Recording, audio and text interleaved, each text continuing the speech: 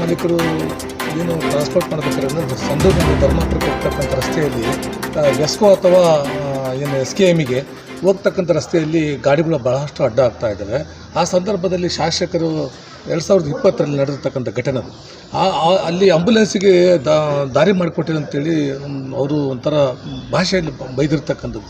ಅದು ಇನ್ನೂ ಒಂದು ನಿಮ್ಮ ಲಾರಿ ಮಾಲೀಕರ ಸಂಘದವರು ಅವರು ವಿರೋಧವನ್ನು ವ್ಯಕ್ತಪಡಿಸ್ತಾರೆ. ತಾವೇನು ಹೇಳ್ತೀರಾ? ಇಲ್ಲ, ಇದು ವಿರೋಧ ಅಂತ ಹೇಳಿಕ್ಕೆ ನಾನು ಒಪ್ಪೋದಿಲ್ಲ. ಇವತ್ತು ಪಬ್ಲಿಕ್ಕಿಗೆ ಯಾವುದೇ ರೀತಿ ತೊಂದರೆ ಆಗಬಾರ್ದು ಅಂತಂದರೆ ನಾವು ಸ್ಪಂದಿಸಬೇಕಾಗುತ್ತೆ. ಈ ಶಾಸಕರು ಅಲ್ಲಿ ಹೋಗ್ತಾ ಇದ್ದಾರೆ, ಆಂಬುಲೆನ್ಸ್ ಬರ್ತಾಯಿದೆ.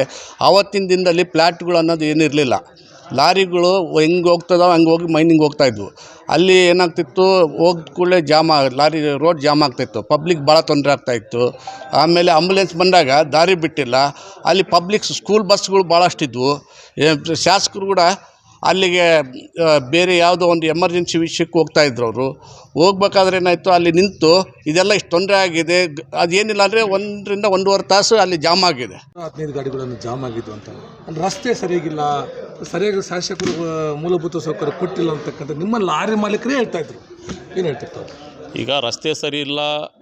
ಆ ರಸ್ತೆ ಬೆಳಿಗ್ಗೆ ನಮ್ಮ ಸಂಡೂರು ಟೌನ್ ಲಾರಿ ಮಾಲೀಕರು, ಆಮೇಲೆ ಧರ್ಮಪುರ ಘಟಕದ ಲಾರಿ ಮಾಲೀಕರೆಲ್ಲ ಸೇರಿ ಇವತ್ತು ನಮ್ಮ MP ಸಾಹೇಬ್ರನ್ನ ಭೇಟಿಯಾಗೋಂಥ ಒಂದು ಪ್ರೋಗ್ರಾಮನ್ನು ನಾವು ಇಟ್ಕೊಂಡಿರ್ತೀವಿ. ಸೊ ಇವತ್ತು ಈ ಪ್ರೋಗ್ರಾಮಿನ ಉದ್ದೇಶ ಏನಪ್ಪ ಅಂತಂದರೆ, ಈಗ ಒಂದು 25-30 ದಿನ ಕೆಳಗಡೆ ಒಂದು ತುಂಬ ದೊಡ್ಡದಾಗಿರ್ತಕ್ಕಂಥ ಮಳೆ ಅಭಾವದಿಂದ ನಂದಳ್ಳಿ ಪಾರ್ಕಿಂಗ್ ಯಾರ್ಡ್ನಲ್ಲಿ ಸುಮಾರು 113 ಗಾಡಿಗಳು ನೀರಿನಲ್ಲಿ ಸಂಪೂರ್ಣವಾಗಿ ಮುಳುಗೋಗಿರ್ತವೆ. ಸೊ ಅವತ್ತಿನ ದಿನ ನಾವೆಲ್ಲ ಭಾಳ ಆತಂಕಕ್ಕೊಳಗಿರ್ತೀವಿ. ಏನು ಮಾಡಬೇಕು ಏನಿಲ್ಲ ಅಂಥೇಳಿ. ಅದಕ್ಕೆ ಏನು ಮಾಡಬೇಕಂತಲೇ ತೋಚಿಲ್ಲ.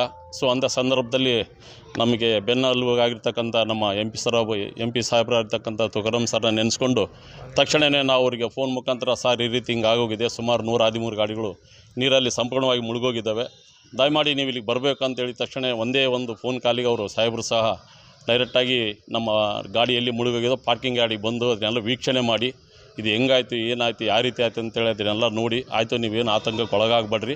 ಸೊ ಇಲ್ಲಿ ಏನು ಮುಳುಗೋಗಿರ್ತಾವಲ್ಲ ಆ ಗಾಡಿಗೆಲ್ಲ ನಾನು ಏನು ಮಾಡ್ಬೇಕು ಅದು ಮಾಡ್ತೀನಿ, ನಿಮಗೆ ಏನು ಬೇಕು, ಯಾವ ರೀತಿ ಮಾಡ್ಬೇಕಂತ ಕೇಳಿದ್ರು ಕೂಡ, ಸರ್ ಭಾಳ ಗಾಡಿ ಇದ್ದಾವೆ ಅಂದರೆ ಆಯಿತು, ನಾನು ಸಾಕಷ್ಟು ಅದ್ರ ಬಗ್ಗೆ ನಾನು ಮಾತಾಡಿ ಚರ್ಚೆ ಮಾಡ್ತೀನಿ. ನಾನು ಈ ಗಾಡಿಗೆ ಏನಾನ ಒಂದು ಪರಿಹಾರ ಮಾಡೋಂಥ ವ್ಯವಸ್ಥೆ ನಾನು ಮಾಡ್ತೀನಿ ಅಂತ ಹೇಳಿದ ಮೇಲೆ, ಸರ್ ಒಂದೊಂದು ಗಾಡಿಗೆ 40,000 ರೂಪಾಯಿ ಆಗ್ಬೋದು, ಎಮರ್ಜೆನ್ಸಿ ನೀರಿಂದ ಹೊರ ತೆಗಿಯೋಕೆ ಒಂದೊಂದು ಗಾಡಿಗೆ 40,000 ರೂಪಾಯಿ ಅಷ್ಟು ಖರ್ಚಾಗ್ಬೋದು ಸರ್ ಅಂತ ಹೇಳಿದರೆ, ಆಯಿತು, ಅದ್ರ ಬಗ್ಗೆ ಎರಡು ಮಾತಿಲ್ಲ. ಈ 113 ಗಾಡಿಗಳು ಏನಿದೆಯಲ್ಲ, ನಾನು 3 ಏನು ಲಾರಿ ಮೇಂಟೆನೆನ್ಸ್ ಮಾಡ್ತಕ್ಕಂಥ ಶೋರೂಮ್ ಹತ್ರ ಮಾತಾಡಿಬಿಟ್ಟು, ನಾನು ನಿಮಗೇನು ಕೊಡಬೇಕು, ಈ ನೀರಿಂದ ಹೊರ ತೆಗೋಕ್ಕೆ ಏನು ಬೇಕಾಗಿತ್ತು ಅದನ್ನು ವ್ಯವಸ್ಥೆ ನಾನು ಮಾಡ್ತೀನಿ ಅಂತೇಳಿ ಅವತ್ತು ಅವರು ನಮಗೆ ಮಾತು ಕೊಟ್ಟೋಗಿದ್ರು. ಆ ಮಾತನ್ನು ಅವ್ರು ನೆರವೇರಿಸ್ಕೊಂಡಾರೆ.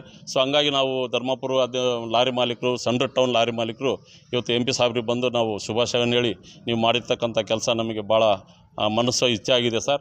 ಸೊ ಮುಂದಿನ ದಿನದಲ್ಲಿ ಕೂಡ ನಮ್ಮನ್ನು ಗುರುತಿಸ್ರಿ. ನಾವು ನಮ್ಮ ಜೀವನನೇ ಲಾರಿ ಜೀವನ. ನಾವು ಗುಡ್ಗಾಡು ಪ್ರದೇಶದಲ್ಲಿ ಜೀವನ ಮಾಡ್ತಾಯಿದ್ದೀವಿ. ಸುಮಾರು 10 ಲಕ್ಷ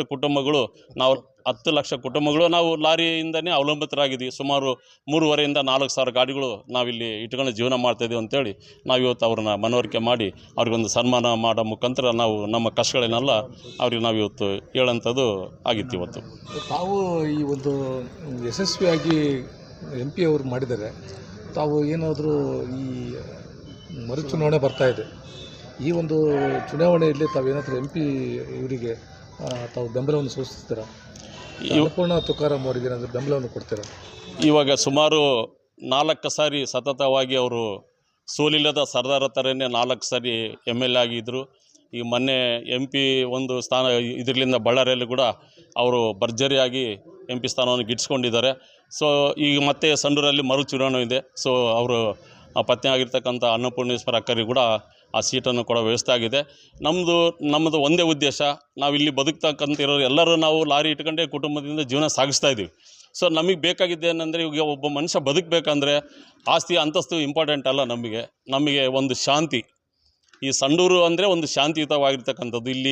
ಇಲ್ಲಿ ಯಾವುದೇ ಒಂದು ರೀತಿಯಿಂದ ದರ್ಪ, ದೌರ್ಜನ್ಯ, ಗಲಾಟೆಗಳು ಯಾವೂ ಇಲ್ಲ. ಅದನ್ನು ಕಾಪಾಡ್ಕೊಂಬಂದಿರ್ತಕ್ಕಂಥ ಸುಮಾರು ಸಂಡೂರು ಸಂಸ್ಥಾನದ ನಮ್ಮ ಮಹಾರಾಜರ ಕಾಲದಿಂದನೂ, MA ಗೋರ್ಪಡೆ ಸಾಹೇಬ್ರಿಂದನೂ, ಅಲ್ಲಿಂದ ನಮ್ಮ ಮಹಾರಾಜರಾಗಿರ್ತಕ್ಕಂಥ ಕಾರ್ಕೆಯ ಗೋರ್ಪಡೆಯಿಂದನೂ, ಆಮೇಲೆ ನಮ್ಮ ಲಾಡ್ ಕುಟುಂಬದವ್ರಲಿಂದನೂ, ಅಲ್ಲಿಂದ ಇಲ್ಲಿವರೆಗೂ ಸಂಡೂರಲ್ಲಿ ಒಂದು ದೌರ್ಜನ್ಯ, ಒಂದು ದಬ್ಬಾಳಿಕೆ, ಒಂದು ಜಾತಿ ಗಲಾಟೆ ಇಂಥವು ಯಾವ ಇವತ್ತುವರೆಗೆ ನಡೆದಿಲ್ಲ. ಸೊ ನಮಗೆ ಬೇಕಾಗಿರೋದೇನು, ಒಬ್ಬ ಮನುಷ್ಯ ಈಗ ದುಡ್ಡಿರೋರು ಬದುಕ್ಬೋದು, ದುಡ್ಡಿರೋರು ಐಷಾರಾಮಿ ಜೀವನ ಮಾಡ್ಬೋದು, ಅದಿಲ್ಲ ನಮಗೆ. ನಮ್ಮ ಜೀವನಕ್ಕೆ ಏನು ಬದುಕಬೇಕು, ನಮಗೆ ನೆಮ್ಮದಿ ಬೇಕು. ಈಗ ಪ್ರತಿಯೊಬ್ಬ ಮನುಷ್ಯನಿಗೆ ಏನು ಬೇಕಾಗುತ್ತೆ, ಎಲ್ಲ ಆಸ್ತಿ ಅಂತಸ್ತು ಇದ್ರೂ ಕೂಡ ಮನುಷ್ಯನಿಗೆ ಒಂದು ನೆಮ್ಮದಿ ಎಂಬುದು ಭಾಳ ಅದ್ಭುತವಾಗಿದ್ದು. ಸೊ ಅದನ್ನು ನಮ್ಮವರು ಇಲ್ಲಿ ಸತತವಾಗಿ ಅದನ್ನು ನಡೆಸ್ಕೊಂತ ಬಂದ್ದಾರೆ.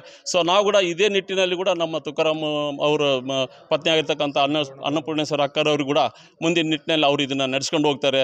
ನಮಗೆ ನೆಮ್ಮದಿ ಜೀವನ ಇದೆ ಇಲ್ಲಿ. ಸೊ ಇದನ್ನು ಮುಂದೆ ಕೂಡ ಅವರು ನಡೆಸ್ಕೊಂಡು ಹೋಗೋಂಥ ವಿಶ್ವಾಸ ನಮಗಿದೆ. ನಾವು ಕೂಡ ಅವರಿಗೆ ಬೆನ್ನೆಲುಬಾಗಿ ಅವ್ರನ್ನ ಮುಂದೆ ಭರ್ಜರಿಯಾಗಿ ಅವ್ರನ್ನ ಗೆಲುವನ್ನು ನಾವು ತಂದು ಕೊಡ್ತೀವಿ ಅಂತೇಳಿ ನಾನು ಈ ಸಂದರ್ಭದಲ್ಲಿ ಹೇಳಕ್ಕೆ ಇಷ್ಟಪಡ್ತೀನಿ.